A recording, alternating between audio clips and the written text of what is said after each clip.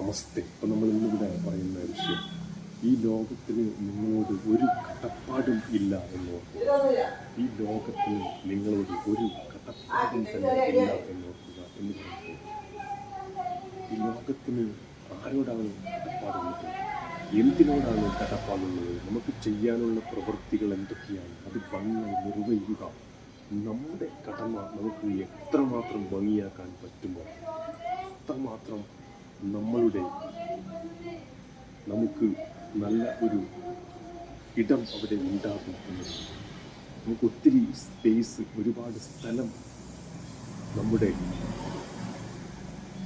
നമ്മുടേതായ ഒരു ചിന്തയിൽ ഉണ്ടാകുന്നു എന്നുള്ളതാണ്. അതുകൊണ്ട് തന്നെ വീണ്ടും എടുത്തു പറയുന്നത്, ഈ ലോകത്തിന് നിങ്ങളോട് ഒരു കടപ്പാടുമില്ല എന്ന് ഓർക്കുക എന്ന് പറയുമ്പോൾ, ഈ ലോകത്തിൻ്റെ കടപ്പാട് എന്താണ്? പലതരത്തിലുള്ള ജീവജാലങ്ങൾ ഇവിടെ ഉടലെടുക്കുകയാണ്.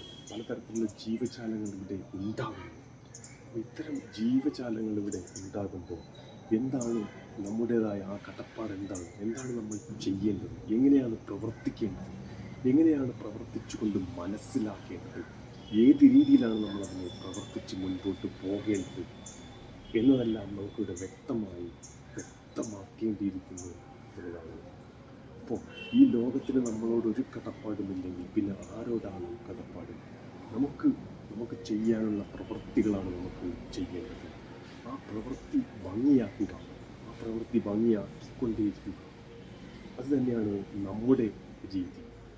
അതുകൊണ്ട് തന്നെയാണ് ഈ ലോകത്തിന് നമ്മളോട് കടപ്പാടില്ല എന്ന് പറയുമ്പോൾ, നമുക്ക് ചെയ്യാനുള്ള പ്രവൃത്തി ഭംഗിയായി നിർവഹിക്കുമ്പോഴാണ് അവിടെ ശരിയായ ആ ഒരു കടപ്പാട് ഉണ്ടാക്കിയെടുക്കാൻ കഴിയുന്നത്.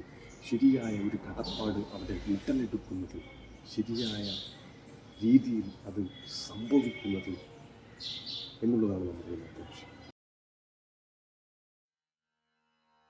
കണ്ണുകളടച്ച് മനസ്സും ശരീരവും ശാന്തമാക്കിക്കൊണ്ട് ഏകാഗ്രമായി വജ്രാസനത്തിലിരിക്കുക.